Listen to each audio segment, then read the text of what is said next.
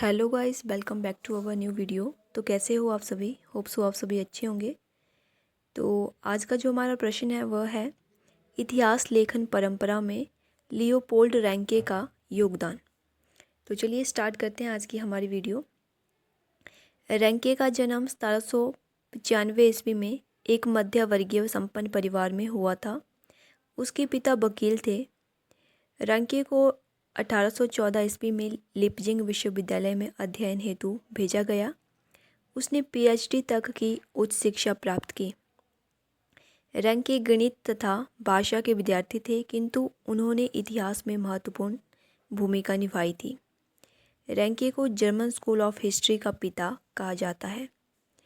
गुज जो एक राइटर है वे कहते हैं, आधुनिक इतिहास के कोलंबस और ऐतिहासिक प्रत्यक्षवाद के जनक के रूप में लियोपोल्ड वॉन रैंके की गणना जर्मन के श्रेष्ठतम इतिहासकारों में की जाती है।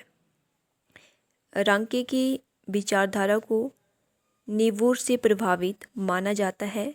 मार्विन कहते हैं कि स्रोत पर आधारित इतिहास अध्ययन के प्रबल समर्थक बार्थोल्ड जॉर्ज नीवुर ने रैंके की वैज्ञानिक विधाओं की पृष्ठभूमि तैयार की थी। रैंके ने बर्लिन विश्वविद्यालय में कई संगोष्ठियों का आयोजन करके शोधार्थियों को नवीन तकनीक की जानकारी दी। रैंके ने वैज्ञानिक विधियों द्वारा श्रेष्ठ विधाओं को प्रस्तुत किया और प्रत्यक्षवाद की उपयोगिता को शोध में अनिवार्य बताया। रैंके इतिहास लेखन में पूर्वाग्रहों और आत्मबाहों का विरोधी था, इसलिए उसने उन साक्ष्यों की अत्यधिक आलोचना की जिनमें घटना को तोड़ मरोड़ कर प्रस्तुत किया गया था। नेक्स्ट हम बात करेंगे रैंके की मुख्य पुस्तकें। लेखन के क्षेत्र में रैंके बहुत सी पुस्तकें लिखी और काफ़ी ख्याति अर्जित की। वह पुस्तक जिसने आधुनिक इतिहास पद्धति की नींव रखी, the history of the Latin and German peoples थी। इसने लैटिन व जर्मन राष्ट्रों की एकता को स्थापित करने का प्रयास किया। रैंके को the history of the pops, जो 3 संस्करणों में प्रकाशित हुई थी, से विश्व प्रसिद्धि मिली। सभी ईसाई मत की आंतरिक एकता ने प्रीटिस्टेट रैंके को सहानुभूति और आदरपूर्वक कैथोलिक चर्च के महान आंदोलन को चलाने वाली महान हस्तियों के बारे में लिखने को प्रेरित किया। कैथोलिज्म पर बिना भेदभाव के ऐसा विवरण कोई प्रोटेस्टेंट नहीं लिख सकता था जैसे रैंके ने लिखा। इसके साथ ही रैंके ने German history at the time of the Reformation 1839 to 1843 5 संस्करणों में लिखी। सुधारवाद को ईसाईयत की प्रकाशना में लौटाना ही जरूरी थी, ऐसा प्रस्तुतिकरण रैंके ने किया। लूथर के व्यक्तित्व को बड़ी उच्च भावना से उसने प्रस्तुत किया। The night book of Persian history 1847 to 1848 एक शक्तिशाली ताकत के उदय की कहानी व्यावसायिक तौर पर लिखी गई अध्ययन पुस्तक है। रैंके ने हिस्ट्री ऑफ फ्रांस भी लिखी, जो प्रशासनीय तौर पर फ्रांस के विरुद्ध जर्मन दुराग्रह से मुक्त है। पुस्तक की महान विचारधारा निरंकुश सामंतशाही को बढ़ाना है, जिसके संदर्भ में हेनरी चतुर्थ के चरित्र व नीतियों का अध्ययन किया है। रैंके ने history of England the origin of the parts of the revolution जैसी पुस्तकें लिखी। अब हम बात करेंगे रैंके और अनुभववाद। इतिहास लेखन में रैंके द्वारा प्रतिपादित अनुभव वही परंपरा से बुनियादी रूप से एक नए दृष्टिकोण के साथ इतिहास लेखन की शैली को विकसित किया। रैंके को मुख्य रूप से अनुभववादी इतिहास लेखन का जनक कहा जाता है। इतिहासकार के रूप में उसकी विद्वतापूर्ण पद्धति का इतिहास लेखन पर गहरा प्रभाव पड़ा। रैंके की महानता यह थी कि खुद की शर्तों पर अतीत को समझा जाना चाहिए, न कि वर्तमान की शर्तों पर। अनुभववाद ग्रीक शब्द इम्पीरिया से लिया गया है। इसका अर्थ होता है अनुभव। दर्शन शास्त्र में इसका अर्थ है सभी ज्ञान का औचित्य अकेले अनुभव के जरिए ही साबित किया जा सकता है। अनुभववादियों के अनुसार परंपरा अनुमान सैद्धांतिक तर्क प्रणाली अथवा कल्पना के जरिए जो ज्ञान अर्जित किया जाता है वह ज्ञान का उचित स्वरूप नहीं है। अनुभववादियों का मानना है कि ज्ञान का वैध रूप वही हो सकता है जिसकी सत्यता की पुष्टि की जा सके। अनुभववादी और प्रत्यक्षवादी दोनों का यह मानना है कि केवल पर्यावलोकन योग्य विश्व जिसे देखा जा सके वास्तविक ज्ञान का स्रोत कहा जा सकता है। रैंके का मत था कि बीते हुए युग के लोगों की प्रवृत्तियों और व्यवहार को उस काल विशेष के अध्ययन से समझने की कोशिश करनी चाहिए और कभी भी इतिहासकार को अपने युग की मानकों की दृष्टि से न देखा जाना चाहिए। रैंके की यह मान्यता है कि इतिहासकारों को अतीत का अध्ययन करते समय वर्तमान केंद्रित सरकारों से बचना चाहिए तथा यह समझना चाहिए कि जिस काल का वह अध्ययन कर रहा है उस काल के लोगों के लिए क्या मुद्दे महत्वपूर्ण हैं।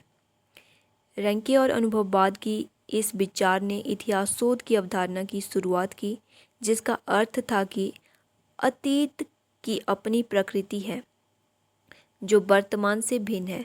रैंके के अनुसार इतिहास और इतिहासकार का यह कर्तव्य दायित्व है कि वह काल विशेष की आत्मा को उद्घाटित करे। उसके अनुसार इतिहासकार से यह अपेक्षा की जाती है कि वह अपने काल के मूल्य के परिप्रेक्ष्य में भूतकाल की घटनाओं का आंकलन नहीं करे। नेक्स्ट हम बात करेंगे रैंके के इतिहास की चारित्रिक विशेषताएं। नंबर 1, तथ्यों की स्वतंत्रता एवं प्रधानता पर आधारित वस्तुनिष्ठ इतिहास। रैंके का विश्वास था कि वे वस्तुनिष्ठ इतिहास का निर्माण पूर्णतः वैज्ञानिक आधार पर कर रहे थे। रैंके का मानना था कि इतिहासकार को सिद्धांत प्रतिपादन की प्रवृत्ति से बचकर रहना चाहिए। प्राथमिक तथ्यों के प्रति रैंके का दृष्टिकोण आलोचनात्मक था। उनका विश्वास था कि स्रोतों पर आंख मूंदकर विश्वास नहीं करना चाहिए। रैंके का कार्य पूर्ण रूप से वस्तुनिष्ठ चित्रण का उदाहरण है। वह जर्मनी व फ्रांस की बात करते समय डायसन, सीवन व डिस्के की तरह ऑस्ट्रिया और फ्रांस के साथ अन्याय नहीं करता। कैथोलिक व प्रोटेस्टेंट के संघर्ष में भी उसने दोनों पक्षों को सुना। उसने बिना किसी अनुराग के लहजे के घटनाओं का वर्णन किया है। यह उसकी वस्तुनिष्ठता की एक महत्वपूर्ण विशेषता है और यह उसकी वस्तुनिष्ठता को साबित करता है। सेकंड विशेषता है हमारे पास राजनीतिक इतिहास को वर्चस्व दिया जाना। रैंके का राजनीतिक इतिहास के प्रति विशेष भाव था, जिसने राजनीतिक, कूटनीति, कानून व सैद्धांतिक इतिहास को अकारण वर्चस्व प्रदान करना। इसका नतीजा यह हुआ कि उसने इतिहास के अन्य पक्षों को नकारा।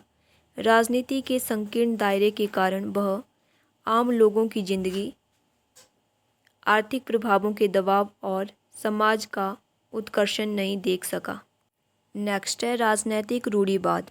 रैंके के राजनैतिक विचार बहुत ही रूढ़िवादी थे, जिसका वह संपादक भी था।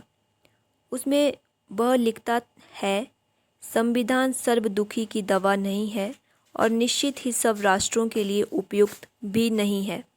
वास्तव में रैंके का फ्रेंच क्रांति का निर्वाद विरोध उसके कई उदार मित्रों के छोड़ जाने का कारण था।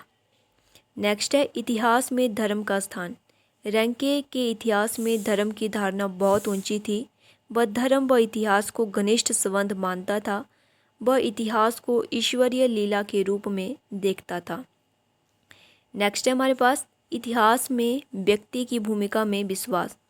अपने सभी कार्यों में प्रथम से लेकर अंतिम तक रैंके इतिहास में व्यक्तित्व की भूमिका के प्रति पूर्णतः सजग रहा है। इसके लिए इतिहास में निर्णायक कारण क्रियाशील अनुसार होता है एवं उसके अध्याय साफ तौर पर अपने महत्व को दर्शाते हैं। उदाहरण के तौर पर the history of the pops जोर देते हुए इतिहासकार की जिज्ञासा मानवीय चरित्र के महत्वपूर्ण सत्य में होने वाली बात कहती है। नेक्स्ट है वैश्विक इतिहास। रैंके जब पोप्स नामक पुस्तक पर कार्य कर रहा था तो उसने लिखा कि कोई इतिहास नहीं लिखा जा सकता, केवल वैश्विक इतिहास ही लिखा जा सकता है। ऐतिहासिक ज्ञान वास्तविक तौर पर किसी घटना विशेष की समझ से उत्पन्न होता है, क्योंकि हर घटना का एक विशिष्ट घटना होती है और उसकी कार्य पद्धति बारीक से समझी जानी चाहिए। रैंके का मूल्यांकन। रैंके की विधि पूरे विश्व भर में सराही गई, परंतु जी.पी. गुज बताते हैं कि स्पर्धा रहित सर्वोत्कृष्ट स्थिति यूं ही नहीं प्राप्त, परंतु अपनी आलोचना एवं हमलावरों से सतत लंबे संघर्ष के बाद प्राप्त हुई थी। रैंके ने प्रत्यक्षवाद की धारणा के विपरीत इतिहास में घटनाओं की सार्वभौमिकता पर बल दिया। रैंके विभिन्न देशों की विशिष्टता को सार्वभौमिक इतिहास की आवश्यक कड़ियाँ मानकर सार्वभौमिक इतिहास की तरफ बहता है। प्रोफेसर थॉमसन के शब्दों में रैंके के इतिहास का प्रधान दोष उसकी समग्र अवर्षणीयता है। इस प्रकार प्रोफेसर रिचर्ड ने भी उसे पक्षपाती इतिहासकार कहा है, लेकिन रैंके ने इतिहास की जो अतुल्य सेवा की है वह अतुलनीय है। तो ये थी आज की हमारी वीडियो। आशा करती हूँ आप लोगों को वीडियो अच्छी लगी होगी। इसी तरह आगे भी हमारे साथ बने रहिए। तब तक के लिए धन्यवाद। Thank you so much.